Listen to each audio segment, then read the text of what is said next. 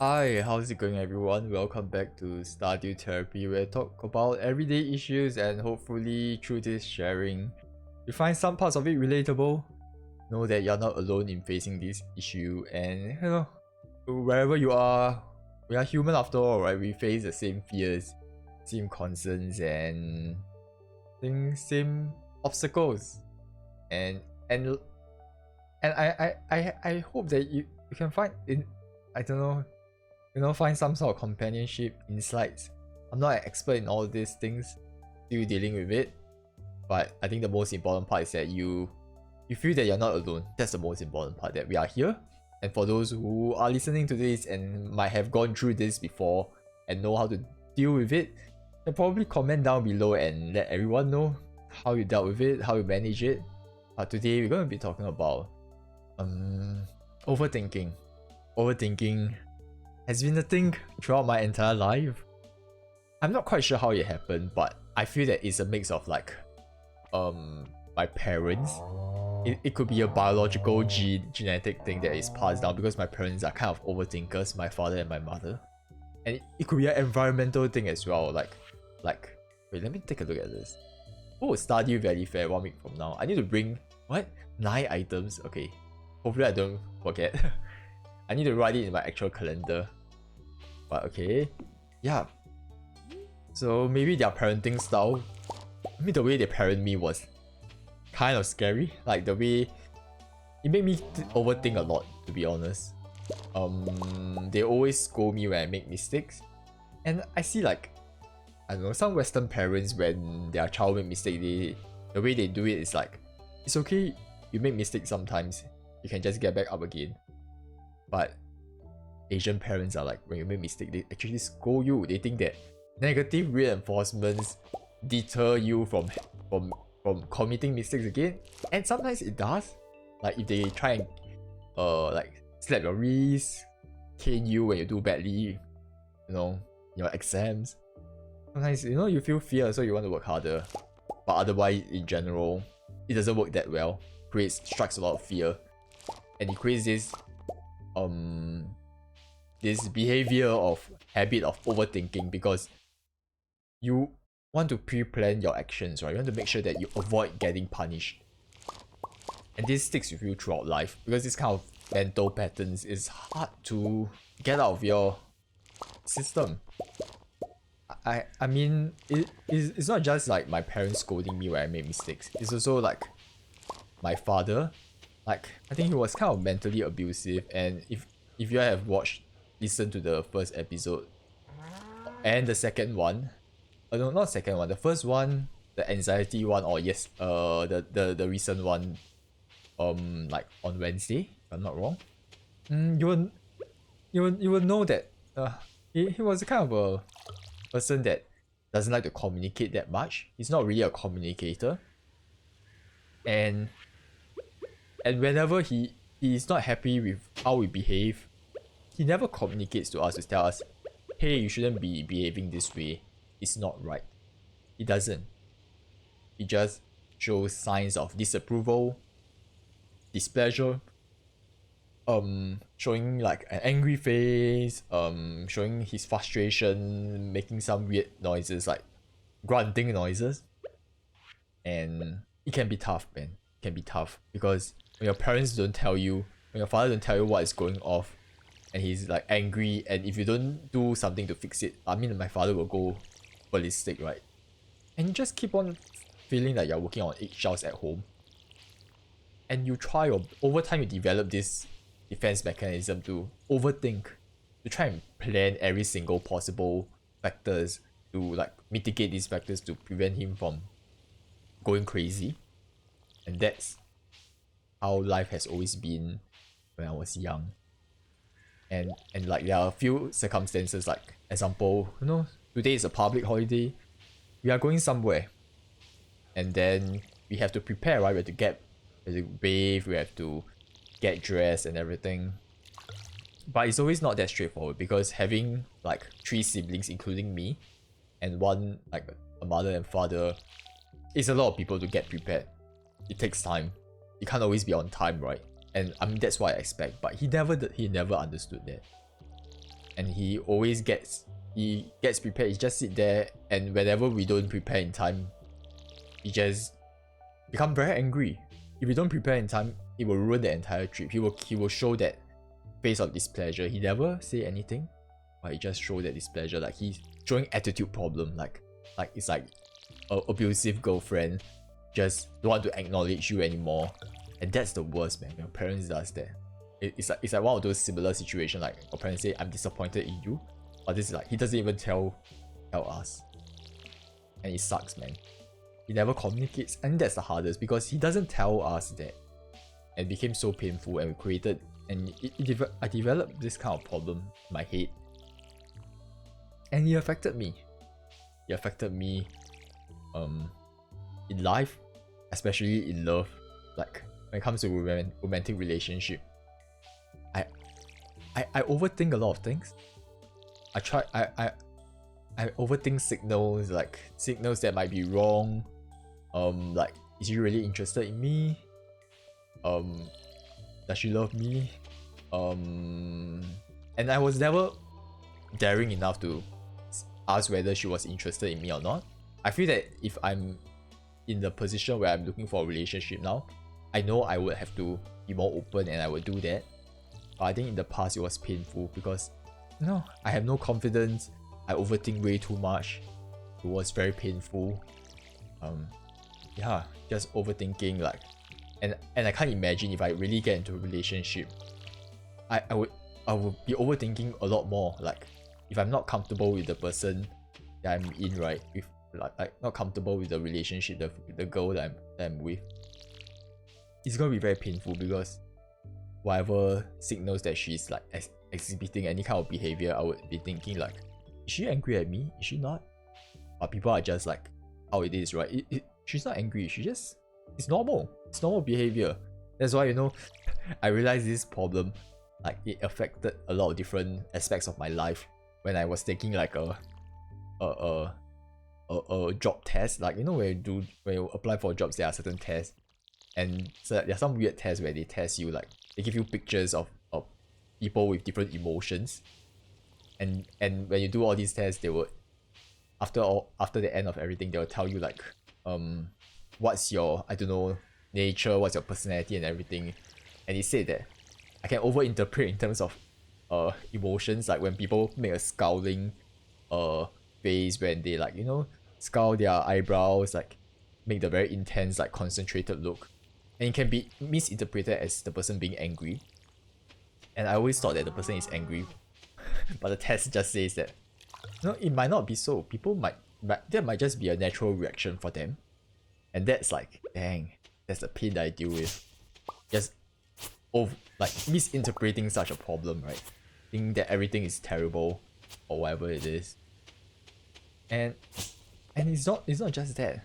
Like I think this whole thing, right, created a sense of like hyper vigilance and just overthinking. Like I keep on feel like I'm stepping on eggshells. Is a person like when I meet new people at work or in school, new group mates. That's the worst part because I have to keep, feels like a pain to read all these signals. It never come naturally to me. So I just have to keep like thinking. And I cannot think, man. It's like that's how I am. That's how I cope with all this uncertainty. And that's painful. That's painful. And at the end of the day, you realize that they're just normal people. They're fine. They don't care. I mean, they're not concerned. They're not angry at you. But it sucks, man. And it becomes, for those who are still studying, I mean, it's fine for now. It might be difficult, but let me tell you, it will be more difficult once you go into like the corporate world. I hope they're not sleeping. Please, they're not sleeping. Okay. Okay. I thought the cows were sleeping already. I haven't even made any milk yet. I always thought like every cow would have milk, but it seems like that cow didn't have any milk. Oh, okay. I think maybe I positioned myself wrongly. Okay. I positioned myself wrongly. Oh, I need to... Okay, I need to put the hay first. Hang on a minute, yeah?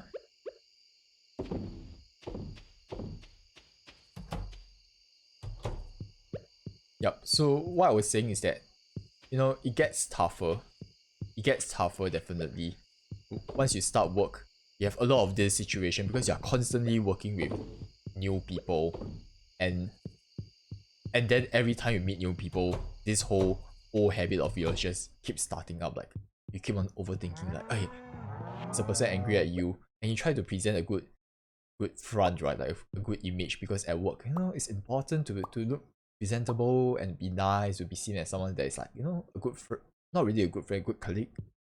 And it can be extremely painful for someone who is like not so sociable, have overthinking issues, have anxiety issues. And after working for 1 year, I'm still trying to figure this out, man. I'm still coping with it, learning to manage it. And I always wonder, is this ever gonna end? Am I gonna truly cope, manage it, or is it gonna go away? I don't think so, right? It's human nature. Like, yeah. At first, I thought this was an issue that applies to me and zero overthinker, but it also applies to other people as well, like just normal people in general. But maybe we feel it extra, like we feel that we feel. I mean, it affects us more. We react to it more, but for other people, they also face this kind of issue because, you know, we're meeting new people. You want to try and do your best, right, and present a good front, and you might overthink on that aspect. But for us, you know, it sticks with us. Whatever mistake we make, it sticks, and we just keep on, you know, thinking and thinking and thinking, and it just never stops, man. Should I keep the sunflower? Do I need to donate it? Because I realized I can't donate it until I donate all the forageable items in the community center, right? And do I always keep this? Because I'm not planting trees anytime soon, and I'm doing some research on what kind of trees should I be planting. But I'm so scared because when I plant the trees, right, I can't just knock it down and plant it somewhere else like immediately, right? It will take another 28 days. And currently my farm is just constantly changing. So I think I'm kind of stuck in this position here. I need to bring the amaranth. Okay. Amaranth sounds like amaranth from Twitch. Okay, that's okay. Okay, I need to bring this to Mani. Mani? Okay, yes, correct. Yeah. But that's how it is, you know. I need to build a few bee houses as well. Sorry for the tangent, guys. Sorry for the tangent. Iron bar, maple syrup, and coal. And I need to build a coal maker. But yeah, I'll just do it tomorrow. I want to focus on talking about this. You know, to keep you guys company. I feel that I realize I can't do I can only do watering, basic watering and harvesting when I'm doing this session. I want to reach the point where I can just like do two things at once without I can multitask. But otherwise it's kind of challenging, to be honest. It's very challenging. Maybe I need a longer session so that I can just like, you know, do things and talk at the same time, like, you know, like in kind of like stagger it. I don't have to keep talking about this issue. Yeah, but it's fine for now. I think I like to keep things short, and I don't want to waste your time as well. Maybe in the future I want to have a podcast, or no, have a video series where I just talk about everything, just daily life things that are happening, and perhaps, you know, can put it as a Stardew sleep therapy where y'all can listen to this while you fall asleep. You know, you play Stardew therapy to unwind. No, you play Stardew Valley to unwind, and then you listen to Stardew sleep therapy to sleep, to fall asleep. Because I think some of you guys have mentioned that, you know, you find this very chill, the voice is very soothing. So why not try it out? And if you think that you will like it, please comment down below, and maybe I will do that. Consider doing it. Because, you know, I don't want to do too much at one go. I don't want to do too much. Like, I don't want to flood you, all of you, with a lot of like terrible. I mean, just flood you all with things that y'all don't want, right? Yeah. But that's how it is, you know, this whole overthinking thing. I I I think, you know, it's not just the social part that affects you the most. It's not just a social part at work. Oh my god, I got level 8 farming. I finally have the cake. Jeez. Ooh, okay, I'm excited. I can make some coffee and some pale ale or something. Yep. But I think the workplace is really like challenging, not just because of the new people that you meet every time. It is also the part where when it comes to doing work, when you do work, you try your best to you will constantly try your best to do like to create the best piece of work, right? But when you are new and inexperienced, there's always room for improvement, and your manager will never approve it immediately. They always have a lot of opinions. They will scold you because you're not doing work well enough, even though you're inexperienced. Some managers are just not that understanding, and it would drive you crazy, man. It would drive you crazy. I'm just glad that my managers is kind of understanding to some extent, but in the past, you know, before she know that I can't like because she know that I can't take it, I can't take scolding, so she kind of like toned it down. But in the past, when she didn't know about it, oh, she would treat everybody equally, right? Then she would be scolding you, scolding me, being stern and everything, and I just couldn't handle it.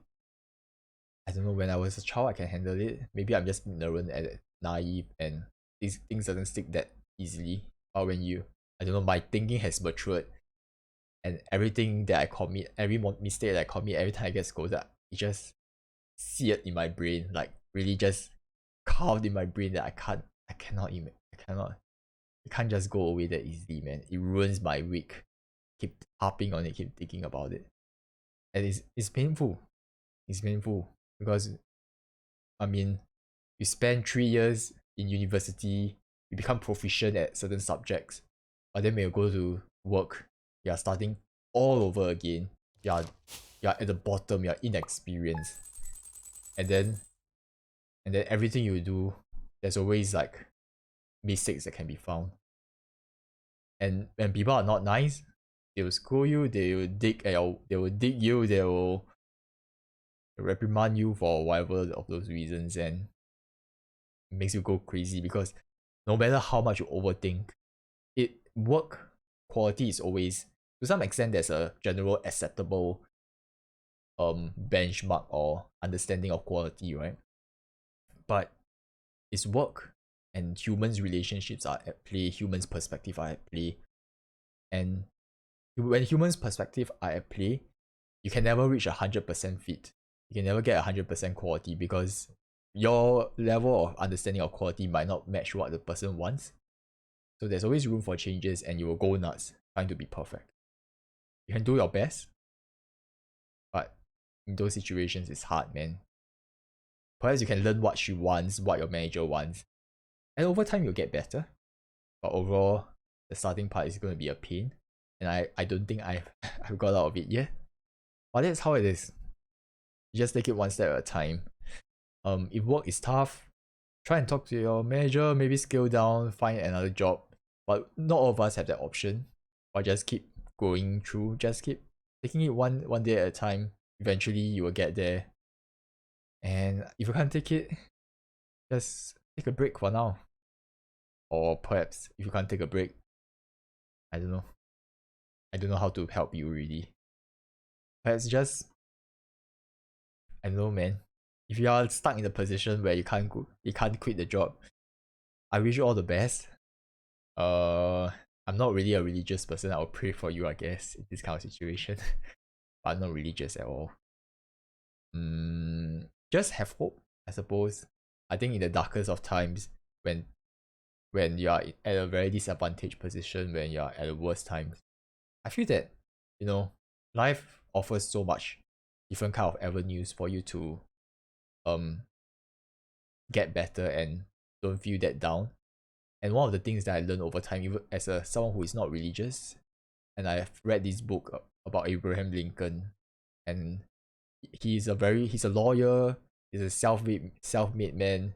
He came from a background of poverty, and he really relied on his own like experiences to cope with his own depression. He tries to reason, reflect on all these things, and but there are sometimes catastrophe happens.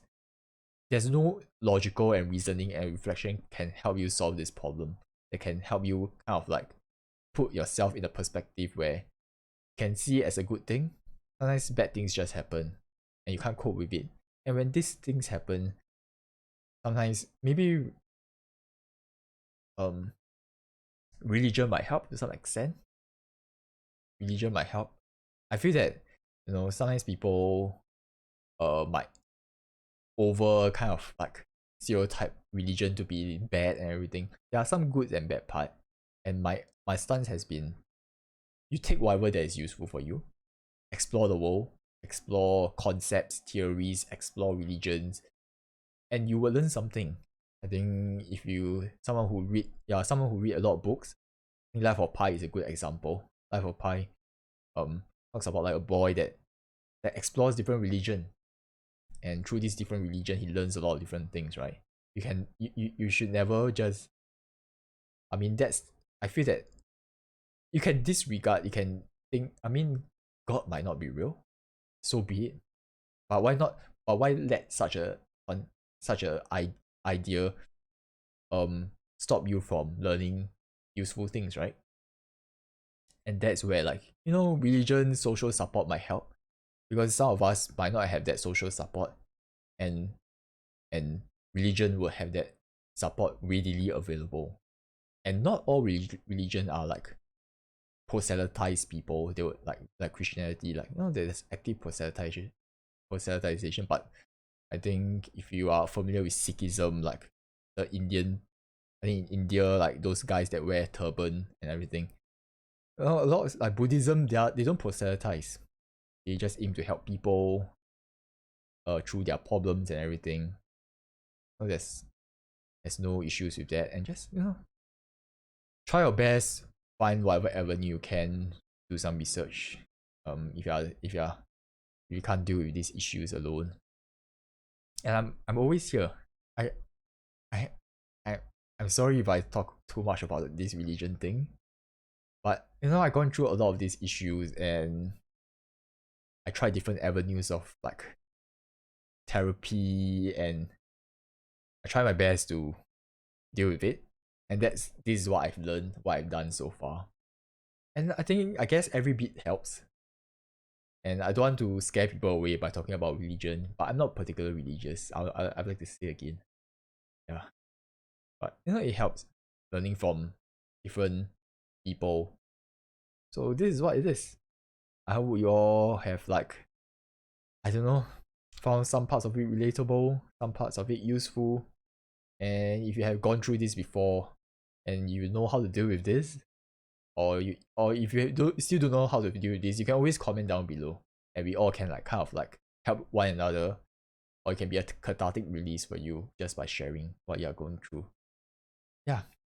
Anyway, do let me know if you are interested in a longer series where I just talk about random things to help you fall asleep. So that's that. And I guess I shall see you next time. Bye.